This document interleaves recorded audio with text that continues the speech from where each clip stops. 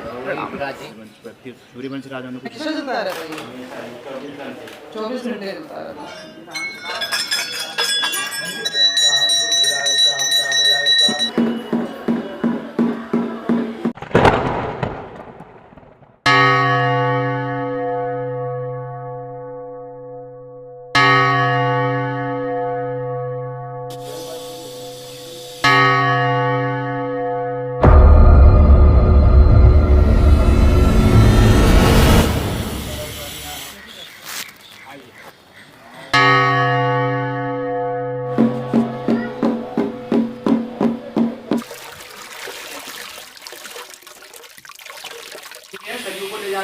सरयू को।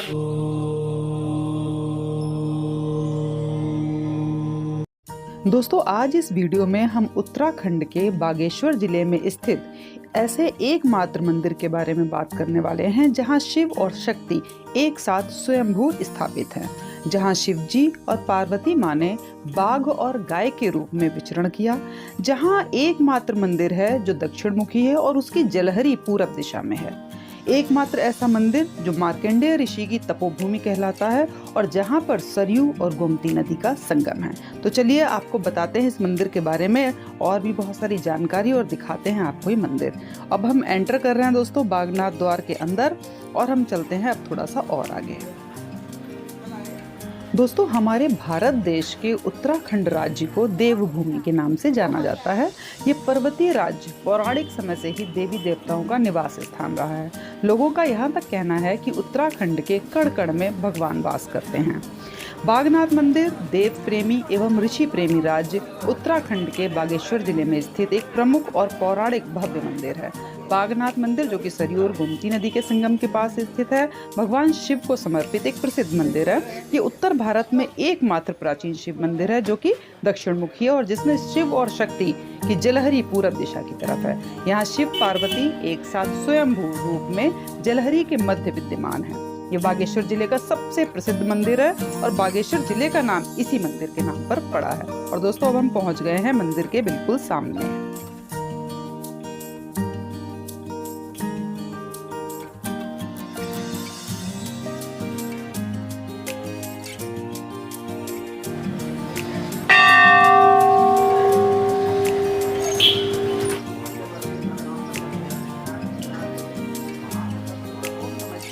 दोस्तों जैसे कि आप देख पा रहे हैं मैं हूँ इस समय बागनाथ मंदिर के अंदर और ये जो है मंदिर स्थित है बागेश्वर जिले में जो कि आता है उत्तराखंड के अंदर। और इस मंदिर की विशेषता 3-4 बातों से बहुत ज़्यादा हो जाती है। जैसे कि यहाँ पे जो शिवलिंग है और पार्वती माता और शिव जी एक साथ स्वयंभू यहाँ पे स्थापित हुए हैं।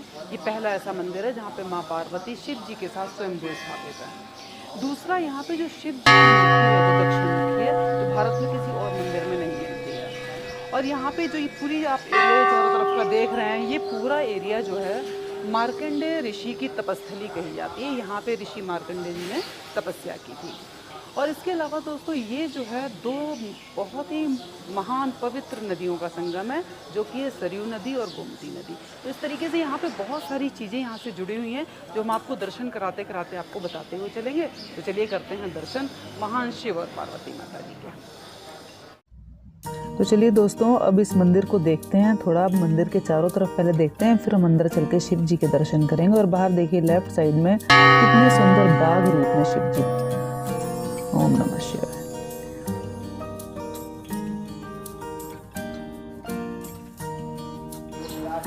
और इसके थोड़ा सा आगे जाने पर लाइन से बहुत सारी घंटियां बंधी हुई हैं।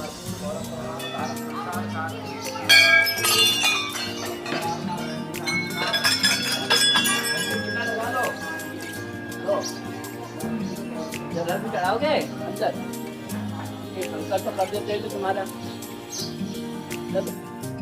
दोस्तों पौराणिक कथाओं के अनुसार बताया जाता है कि यहीं पर बाबा मार्कंडेय ने भगवान शिव की घोर तपोबल से पूजा की थी, जिसके फलस्वरूप बाबा मार्कंडेय की पूजा से खुश होकर भगवान शिव एवं माता सती ने बाघ एवं गाय के रूप में आकर अपनी इच्छा के अनुसार वर मांगने का आशीर्वाद दिया था।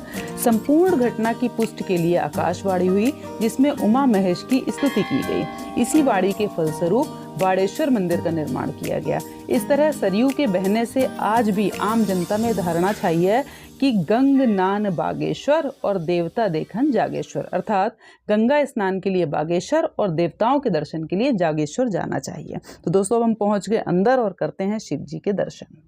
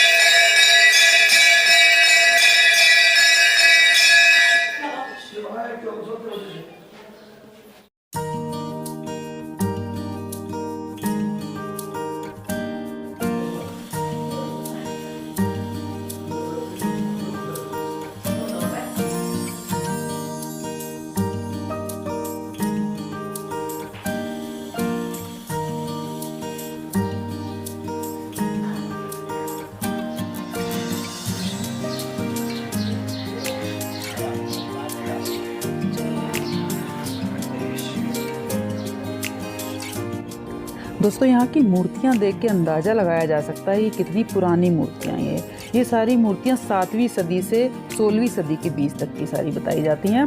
और दोस्तों ये मंदिर सरयू और गोमती नदी के पास जो है समुद्र तल से 1004 मीटर की ऊंचाई पर स्थित है। और दोस्तों ये सारे बाहर मंदिरों के दर्शन करने के बाद हम आपको लेके चलेंगे इस मंदिर के पीछे बहुत सारी मंदिर बने हुए हैं, वो एक शमशान घाट भी है पीछे और एक जूना अखाड़ा के बहुत सारे मंदिर भी हैं। तो अब हम कराएंगे आपको उन सबके दर्शन और हम चलते हैं मंदिर के पीछे वाले रास्ते की तरफ से।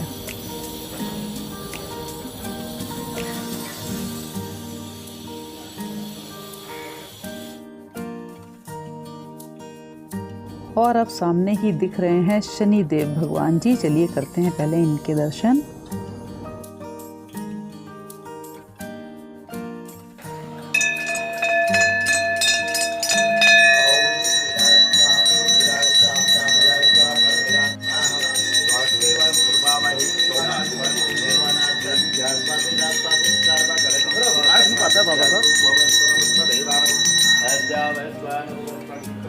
और यहाँ पर विराजी हैं माँ काली।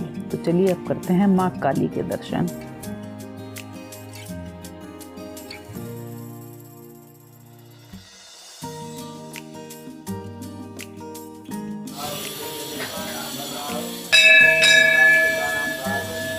जय माँ काली, जय माँ काली, जय माँ काली। बहुत सुंदर मूर्ति है। और दोस्तों माँ काली के सामने ही बहुत सारी मूर्तियां एक चैनल के अंदर बंद थी। तो हमने जब पंडित जी से पूछा तो उन्होंने इसके बारे में हमें कुछ बताया।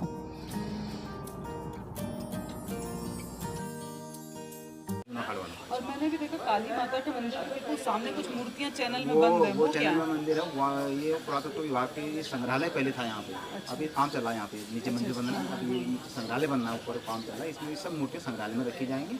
पहले भी संग्रहालय था यहाँ पे, तो बताते थे सब उसके बारे में। तो अभी वो इसलिए करके कोई इसको खंडित न कर दे या कोई इसको न कर दे। अभी उसकी काम चल रहा है, तो बन जाएगा तो सारी वो सब वहाँ रखी जाएंगी। और वहाँ ये सरकार का ऐसा पुरातत्व विभाग का ऐसा बना रखे, एक वहाँ पे गाइड रखा जाएगा जो बाहर से आने वाले श्रद्धालुओं को, भक्तजनों को बताइए मूर्ति किस समय की, इसकी क्या रहस्य है, पूरा डिटेल बताएंगे। अच्छा, तो मतलब संग्रहालय पहले भी था, पहले भी था, दोबारा वो से इसलिए बना वो तोड़ दिया। अब वो किसी जगह उसकी वजह से अब ऊपर जो उधर बना हुआ है तो उसमें शिफ्ट होना है, अभी इसका काम चल रहा है। वही मेरे को उनको लॉक करके नहीं, बंद लॉक करके इसलिए कर रखा है आपको, इसको खंडित मूर्तियाँ तो करना। अच्छी अच्छी हैं, काफ़ी अच्छी वो बड़ी हैं। पहले भी संग्रहालय था। अच्छा। सामने जहाँ पे आज मशीन रखी है ना, वो मिक्सर वो वहाँ पे ही था वो संग्रहालय। अब वो तोड़ के नीचे मंदिर बन रहा तो वो आपको संग्रहालय उधर उस साइड शिफ्ट होगा। तो उधर का तो दोस्तों, जैसा कि पंडित जी ने बताया कि ये सारी मूर्तियां अभी संग्रहालय का दोबारा से सारा रिनोवेशन हो रहा है, तो बाद में सारी मूर्तियां वहां शिफ्ट की जाएंगी।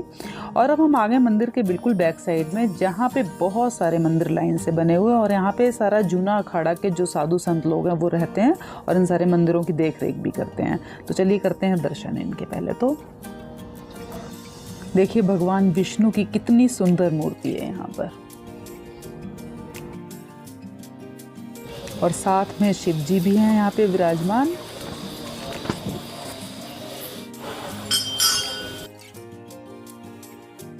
और यहाँ पर हैं हमारी माता संतोषी जी।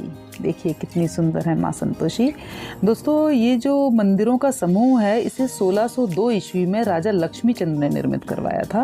और देखिए दोस्तों, अगली मूर्ति है जूना अखाड़ा के, नीचे सारा बोर्ड भी लगा हुआ है और ऊपर भी लिखा हुआ है इनके बारे में। शिव जी की मूर्ति भी है यहाँ पे और ऊपर लिखा हुआ है श्री ब्रह्मलीन श्री महंत नंदन गिरी जी महाराज। और दोस्तों, यहीं से पीछे दिखाई दे रहा है शमशान घाट। पीछे देखिए नदी के किनारे पे एक शव अभी जल भी रहा है वहाँ पे, ये देखिए। और यहीं पे लकड़ियाँ वगैरह भी रखी हुई हैं।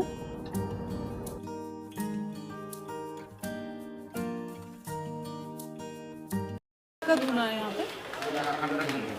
अखंड धुना है। किनका है मतलब? हाँ? दत्त धुनी। अच्छा, तो जी यहाँ पे आप लोग सब इसको करते हैं? हमेशा चलता रहता है ये? 24 घंटे चलता रहता है। कब से शुरू हुआ है, मतलब कब से चल रहा है? कितना पुराना? काफी कई सालों से चल रहा होगा ना?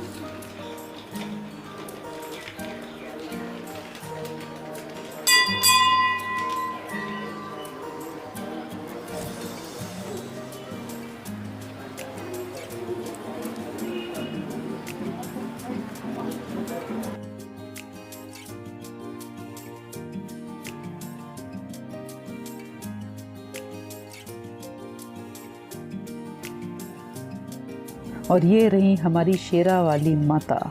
शेरावाली माता की आंखें देखिए दोस्तों, बिल्कुल पूर्ण शांभवी मुद्रा में। कितनी सुंदर लग रही है माता रानी, बहुत सुंदर। जय माता रानी। दोस्तों, कार्तिकेयपुर के अनेक राजाओं द्वारा बागेश्वर मंदिर के रख रखाव एवं पूजा पाठ के लिए भूमि दान की गई थी। इनमें लगभग 9वीं शती ईस्वी के दौरान कार्तिकेयपुर से निर्गत भूदेव का एक प्रस्तर अभिलेख बागनाथ मंदिर बागेश्वर से प्राप्त होने का उल्लेख प्राप्त होता है। सर्वप्रथम उक्त शिलालेख journal of the Asiatic of Bengal भाग 1 में प्रकाशित हुआ था। मिस्टर ट्रेल द्वारा इस लेख की प्रतिलिपि E.T. एटकिंसन को उपलब्ध कराई गई।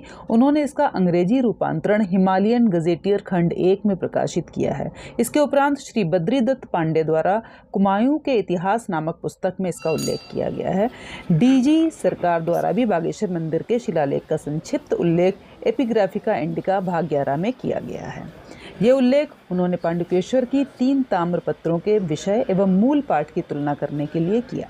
राजा भूदेव के 9वीं शती के अभिलेख में 8 राजाओं के नामों का उल्लेख किया गया है। और दोस्तों, यहाँ पे जो जूना अखाड़े के कुछ साधु संत लोग थे उनसे बातचीत की तो उन्होंने बताया कि बागेश्वर में एक परंपरा और भी है कि चिता को जलाने के लिए ढिकाल भैरव मंदिर की धूनी से आग की मशाल ली जाती है। इसी मशाल से चिता में आग अथवा मुखाग्नि दी जाती है। ये एक प्रकार के टैक्स के रूप में या कर के रूप में समझ सकते हैं इसे। और इस शमशान स्थल में जलाने हेतु सहमत दी जाती है और इसके बदले में आग की कीमत पहले 2 रुपये से बढ़कर अब आज 20 अथवा 30 रुपये अथवा स्वेच्छा से जो जितना अधिक दे सके उस पर निर्भर करता है। और बिना यहाँ से आग लिए चिता को नहीं जलाया जा सकता, ऐसी लोक मान्यता है। और उन्होंने ये भी बताया कि इन्हीं पैसों से महंतों अथवा जूना अखाड़े में पधारने वाले साधु संतों को उचित समय पर भोजन मिल पाता है। सरयू नदी के तट पर स्थानीय जनों के अतिरिक्त देश विदेश के लोग भी यहाँ पर विभिन्न पर्वों में अपने पूर्वजों के ऋण से मुक्ति के लिए श्राद्ध तर्पण आदि भी करते हैं। यहाँ पर विभिन्न पदों में पंडित जी अपने अपने क्षेत्रों गांव के लोगों की सुविधा हेतु अपने जजमान की पूजा हवन तर्पण आदि किया करते हैं, यज्ञोपवीत संस्कार भी कराते हैं। प्राचीन है। हाँ, दिखने में लगा। भूदेव के बागेश्वर शिलालेख में बागनाथ मंदिर को व्याघ्रेश्वर के नाम से संबोधित किया गया है। कार्तिकेयपुर में राजा भूदेव का शासनकाल 9वीं शती ईस्वी के मध्य अनुमानित किया जाता है। इससे ये संभावित है कि व्याघ्रेश्वर मंदिर का निर्माण भूदेव तथा इसके पूर्वजों से बहुत पहले हो चुका था। और दोस्तों, अब हम आपको लेके चलते हैं उस जगह पर जहाँ पे होती है धूनी, और जहाँ की धूनी से अग्नि को लेकर जो भी शव होते हैं उनको मुखाग्नि दी जाती है।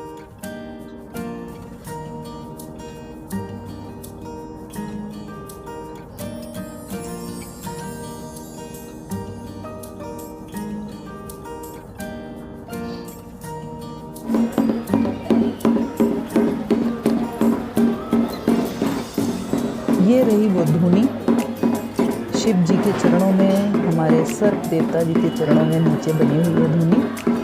और ये धूनी जो है ये हमेशा जलती रहती है यहाँ पे, और यहीं से अग्नि लेकर शव को मुखाग्नि देते हैं।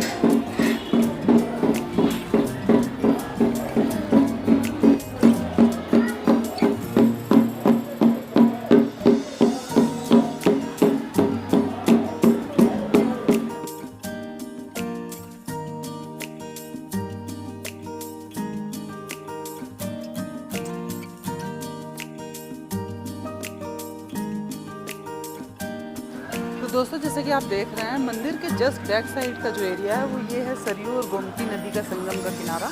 और यहाँ पे कुछ आप पीछे वहाँ पे देख पा रहे होंगे कुछ डेड बॉडीज भी जल रही हैं।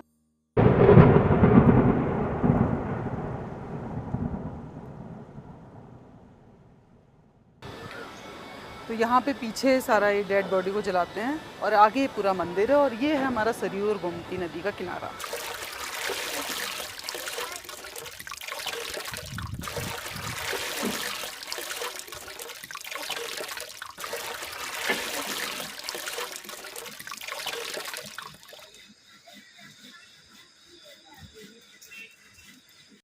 और ये मंदिर बहुत ही अच्छी लोकेशन में बना हुआ और बहुत ही कहना चाहिए पॉजिटिव वाइब्रेशन है इस मंदिर के अंदर, जो कि मैंने आपको भी दर्शन कराया और बाकी जो बचा भी आपको और आगे दिखाते हैं। तो चलिए आगे का मंदिर और भी जो दूसरे मंदिर हैं वो भी हम देखते हैं। और दोस्तों, इस जल में स्थित पत्थरों की खास बात कि कोई भी पत्थर आपको प्लेन नहीं दिखेगा, हर एक पत्थर पे आपको धारियां नजर आएंगी। ऐसा बहुत ही रेयर होता है।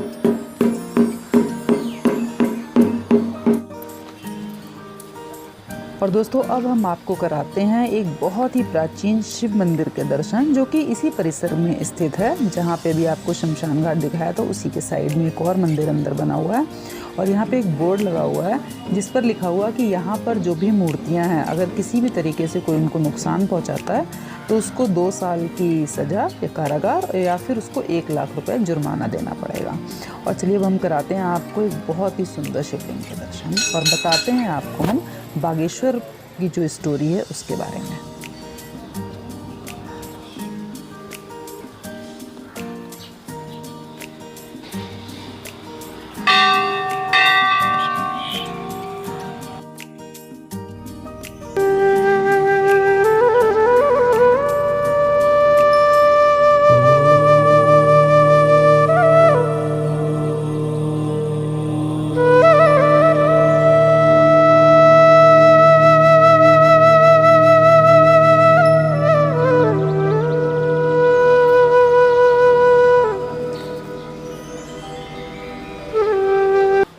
बागनाथ मंदिर से संबंधित जो स्टोरी है वो कुछ इस तरीके से होती है कि जो मार्कंडेय ऋषि थे उन्होंने नील पर्वत पे चढ़ के बहुत गहन तपस्या की थी शिव जी की। और दोस्तों, जिस तरीके से भागीरथ जी जो हैं वो गंगा को पृथ्वी पर लाने का उनको श्रेय जाता है, उसी तरीके से गुरु वशिष्ठ जो थे हमारे, तो सरयू नदी को पृथ्वी पर लाने का श्रेय गुरु वशिष्ठ की। कहानी कुछ इस तरीके से होती है कि जब गुरु वशिष्ठ जी सरयू नदी को पृथ्वी पर ला रहे थे, अवतरित कर रहे थे, तो एक बहुत तेज वेग से बहती हुई जो सरयू नदी थी वो एक जगह रुक जाती है। तो जब वशिष्ठ जी देखते हैं तो उनको दिखाई देता है कि नील पर्वत पर मार्कंडेय ऋषि जो है वो तपस्या कर रहे होते हैं, जिस वजह से सरयू नदी का जो वेग होता है वो रुक जाता है। अब वो उनको तपस्या से उठाएं तो उठाएं कैसे, उनका ध्यान खंडित कैसे कर सकते थे वो। तो उन्होंने ब्रह्मा विष्णु महेश तीनों से प्रार्थना की। तो शिव पार्वती जी उनकी प्रार्थना से, वशिष्ठ जी की प्रार्थना से प्रसन्न होकर एक बाघ और गाय का रूप रख के उस जगह पर पहुंची जहाँ पर, उस जगह से मतलब इस जगह पर पहुंची जहाँ पर मार्कंडेय ऋषि तपस्या कर रहे थे। और गाय जो थी, यहाँ की जो घास थी चारों तरफ की, वो खाना शुरू कर दिया। मतलब पार्वती माता जो गाय के रूप में थी, और जो शिव जी बाघ के रूप में थे उन्होंने गाय के ऊपर प्रहार किया। मतलब जो शिव जी थे वो पार्वती के ऊपर, यानी कि बाघ ने गाय के ऊपर प्रहार किया, और जो गाय और बाघ की आवाज़ से जो मार्कंडेय ऋषि थे उनका ध्यान भंग हो गया, और वो गाय को बचाने के लिए अपना ध्यान छोड़कर गाय को बचाने के लिए आ गए। उतनी ही देर में जो सरयू नदी थी वो अपना रास्ता पार कर गई वहाँ से। बाद में शिव और पार्वती जी ने मार्कंडेय ऋषि को अपने असली स्वरूप के दर्शन दिए, और मार्कंडेय ऋषि की प्रार्थना पर शिव और पार्वती स्वयं होकर एक साथ इस जगह पर स्थापित हुए। तो ये सबसे बड़ी शिव पार्वती का पहला एक ऐसा शिवलिंग यहाँ पे मिलता है जो एक साथ है और स्वयंभू भी है। और तब से इस जगह को व्याघेश्वर नाम दिया गया था। व्याघ के रूप में थे वहाँ पे शिव जी यहाँ पे, तो इसको व्याघेश्वर बोला गया था। व्याघ यानी कि बाघ जिसे हम कहते हैं, और व्याघेश्वर जो है वो धीरे धीरे अपभ्रंश होकर बागेश्वर नाम पड़ गया। तो इस तरीके से यहाँ पे मार्कंडेय ऋषि की तपस्थली से जुड़ी हुई शिव पार्वती जी की कहानी कही जाती है। पांडवों ने बनवाया इसकी स्थापना करेंगे, और इसका स्थापना का उद्देश्य यहाँ पे जो भगवान भोलेनाथ जी ने जो दर्शन दिए थे, पांडवों ने स्थापना की। जी, मैंने तो सुना चंद्रवंश के जो बाद में जीर्णोद्वार कराया। अच्छा, जीर्णोद्वार। लास्ट में जिसका जीर्णोद्वार वाले बना हुआ है। अच्छा, वो नहीं। चंद्रवंशी राजा ने। अच्छा अच्छा अच्छा। जो शुरुआत करी है हमारे मंदिर में, वे उत्तराखंड में जितने शिव मंदिर हैं बड़े बड़े, केदारनाथ, बद्रीनाथ, दक्षिणेश्वर, बैजनाथ, ये सब पांडवों के समय की स्थापना है। जब उनको अज्ञातवास से हुआ था करी हुई। उसके बाद फिर आदि शंकराचार्य जी ने जी, दोबारा फिर से उनकी विजिट किया सारा। शक्तिपीठ बनाई यहाँ पे, उनको वो करा, और उसके बाद फिर धीरे धीरे फिर चंद्रवंश पर, फिर सूर्यवंशी राजाओं ने कुछ उनका जो करा, फिर चंद्रवंशी राजाओं ने करा, फिर चंद्रवंशी राजाओं के बाद फिर वो राजा वाली प्रथा जो खत्म हो गई, कुलीन तंत्र जो खत्म हो गया, तो फिर अंग्रेजों का शासन आगे धीरे धीरे करके वो चलते रहा। इसमें जो मुख्य इसका जो है बागेश्वर या बागनाथ जी इसलिए कहते हैं कि इसमें भगवान भोलेनाथ जी ने मार्कंडेय ऋषि जी की यहाँ तपस्या कर रहे थे, उनको बाघ के रूप में, और माँ पार्वती जी ने गाय के रूप में दर्शन दिए थे, इसलिए इसका नाम है व्याघ्रेश्वर। जो संस्कृत में व्याघ्रेश्वरी पहले नाम इसलिए व्याघ्रेश्वर इसका नाम था, और बाद में धीरे धीरे इसको बागेश्वर कहने लगे, इसलिए इसका नाम बागनाथ। ये है ना ये मार्कंडेय ऋषि बने नीचे। ये वशिष्ठ मुनि के सरयू को ले जाने आए थे। सरयू को, हाँ बिल्कुल, हाँ। कहा कि इनकी तपस्या भंग हो जाएगी, सरयू माता ने मुझे कहाँ जाना पड़ेगा, मैं तो उन्हें ध्यान से उठाने के लिए शिव पार्वती को बुलाया उन्होंने। शिव पार्वती जी ने जो है बाघ का रूप धारण करा, भगवान भोलेनाथ जी ने, उन्होंने पार्वती को गाय का रूप। समझ गई। उनका ध्यान भंग हुआ तो सरयू का रास्ता समझ गई। और मार्कंडेय ऋषि की तपस्या भी पूरी हुई, उनको शिव जी के दर्शन हुए। कहते हैं कि ये पहले शिव जी हैं जो दक्षिण मुखी हैं। हाँ जी, यहाँ दक्षिण मुखी शिव जी का मंदिर यही है, हमारे उत्तरांचल में तो पहला मंदिर है। पहला मंदिर है। दक्षिण मुखी शिव जी बहुत कम है। बहुत कम। चलिए पंडित जी, बहुत अच्छा लगा आपसे बात करके, बहुत अच्छी जानकारियाँ दी आपने। तो चलिए दोस्तों, अब दर्शन करने के बाद हम निकलते हैं बाहर। उम्मीद है आपको सारे दर्शन बहुत ही पसंद आए होंगे। और अब हम आपको बताते हैं कि अगर आपको यहाँ पे बागनाथ मंदिर के दर्शन करने आना हो तो आप कैसे पहुँच सकते हैं यहाँ पर। लेकिन दोस्तों, इससे पहले मैं ये बताना चाहूँगी कि अगर आपको यहाँ पर आना है तो कब आएँ, क्योंकि यहाँ पर मकर संक्रांति को एक बहुत ही बड़ा मेला लगता है। तो कभी भी अगर आप यहाँ पे आएँ और मकर संक्रांति को आएँ तो बहुत ही अच्छा है। बाकी आप ऐसे कभी भी आ सकते हैं, दर्शन के लिए तो कोई टाइमिंग फिक्स नहीं है। लेकिन मेले के दर्शन करना चाहते हैं, बहुत ही स्पेशल मेला है, तो आप मकर संक्रांति पे यहाँ पे आ सकते हैं। और दोस्तों, यहाँ पर कैसे पहुँचे की बात करें तो अगर आप हवाई जहाज़ के थ्रू आना चाहते हैं, बाई एयर आना चाहते हैं, तो आपको बता दें कि इस बागनाथ मंदिर के सबसे नज़दीकी हवाई अड्डा काठगोदाम में स्थित है, और आपको काठगोदाम एयरपोर्ट से बागनाथ मंदिर के लिए टैक्सी की सुविधा मिल जाएगी। और अगर आप ट्रेन से आना चाहते हैं तो आपको नज़दीकी रेलवे स्टेशन पंतनगर पड़ेगा, जहां से आपको आराम से टैक्सी मिल जाएगी। और अगर आप सड़क मार्ग से आना चाहते हैं तो आपको बता दें कि उत्तराखंड के बागेश्वर जिले में भारत के अलग अलग नेशनल हाईवे सड़कों के द्वारा जुड़े हुए हैं। अगर आप यहाँ पर खुद की कार या बाइक से भी आना चाहते हैं तो आप आराम से पहुँच सकते हैं। तो दोस्तों, अगर आपको ये वीडियो अच्छा लगा हो तो प्लीज़ वीडियो को लाइक कीजिएगा, सब्सक्राइब कीजिएगा और बने रहिए मेरे साथ ड्रॉप ऑफ ब्रह्मांड में अगले वीडियो तक के लिए। तब तक के लिए ओम नमः शिवाय।